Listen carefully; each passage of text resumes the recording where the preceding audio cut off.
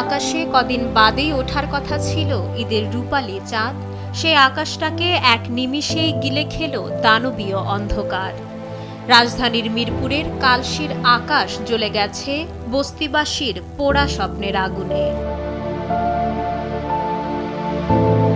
ঈদকে ঘিরে দিনমজুর বাবার লুকিয়ে রাখা মেয়ের নতুন জামা কিংবা মায়ের জমানো সেমাই চিনির সম্বল আজ সবই পুড়ে ছাই। ফায়ার সার্ভিসের ১৩টি ইউনিটের আপ্রাণ চেষ্টা আর পানির তীব্র সংকটের মাঝে পুড়ে গেল হাজারো শ্রমজীবী মানুষের শেষ আশ্রয়।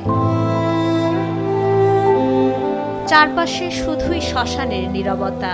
ঢাকা যখন মেতে উঠবে ঈদের আলোয়, এই মানুষগুলোর ঈদ তখন কাটবে খোলা আকাশের নিচে পোড়া ছাই হাতড়ে।